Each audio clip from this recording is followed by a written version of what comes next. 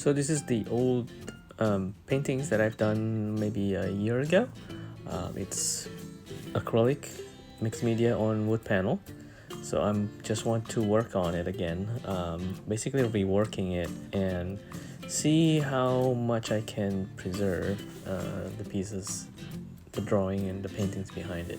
So I sand it a little bit, just make it smoother, and and start drawing my underpainting, basically under drawing, and creating as many marking as I can. This one is using black and white, black pen, Posca pen, and just making 3D shapes that I like to do. So if you like something like drawing or doodling that you like from your sketchbooks, try to bring it into your paintings. You can try my 3D shapes and see how it feels to you, but slowly try to bring your own twist to it and see how far can you stretch it. So on this one, I started just using different colors just to create that energy in it. Originally it was pretty simple paintings, a lot of restraint at that time. I was just experimenting with it. Now I just want to somewhat create the opposite of it. It's really a lot of energy using this drawings, different colors, using gold markers, and see where it will land.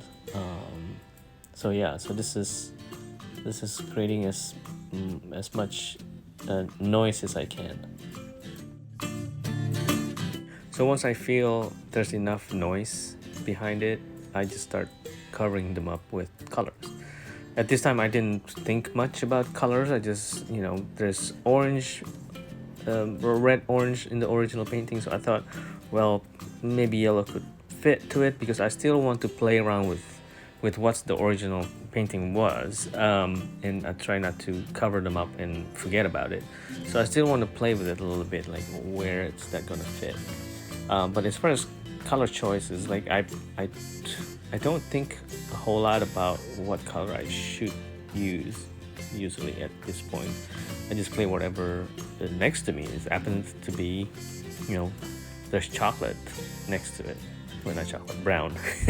So, well, brown still works with yellow, and I just want to create that contrast between the bright yellow and something dark. I don't want to use black, just because I just want something a little bit more, I guess, richer, and have more, I don't know, chocolatey feel to it because of the yellow. So I'm thinking about, I'm start thinking about what title I would put in here, but and then from the brown, I tried to contrast that with some kind of turquoise color or blue, something that create that dynamic, color composition between the dark brown, the yellow, the blue, and a little bit of the pink, and try to let them kind of play together.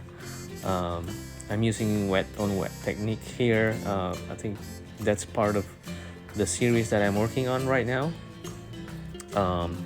So it's a lot of that movement. Now I'm creating another strokes using the white on top. Again, the white is like the go-to thing that I like to do to kind of brighten the paintings. So I started with kind of darker colors, and then build them up, and then creating that's light on top of that.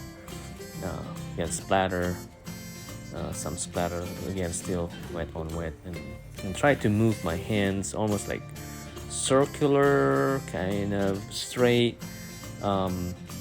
So the movement, sometimes it feels awkward for me to move this. It's not as fluid, and I think that's okay. I think that makes the form, the stroke, the brush stroke, you can see the brush stroke is not as perfect. Sometimes it's like has that hesitation to it, not sure, just like our day-to-day thing. Like sometimes we're sure, sometimes we're not sure.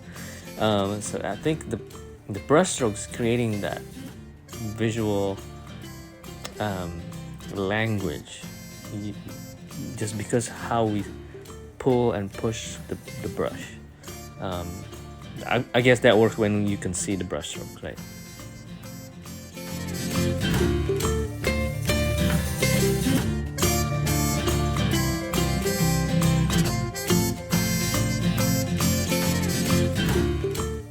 So at this point, I'm looking around and see what is working, what is not working.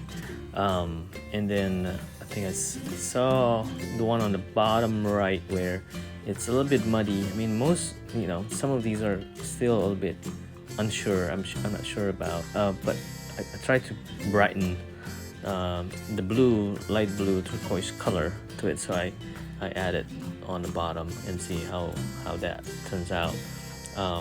But I think somehow I can't really see the brush strokes that well. I think because it was too fluid. So I decided maybe I should add a little bit more,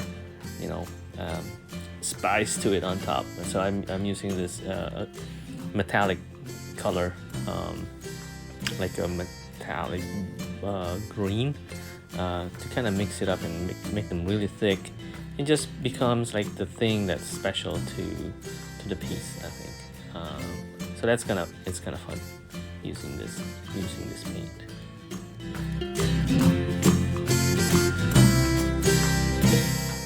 So I continue working the paint to the top of the piece. It did feel a little bit awkward and feel like, am I working it too hard? So it's almost like overworking it and almost muddying it up. I guess, yeah. So because of that, I tried to scrape some of them again to show something behind it. That's the balance between, a simple area on the top and then scrape it. So this is the final piece. I think you can see the color and brush strokes better in this still shots. So it's not as muddy as I thought it would be. There's still contrast in there, like you can see, and big blob of paint, which is kind of like what I was looking for. But then contrasting that with the scraping next to it, where you can see the old paintings and the marking next to it.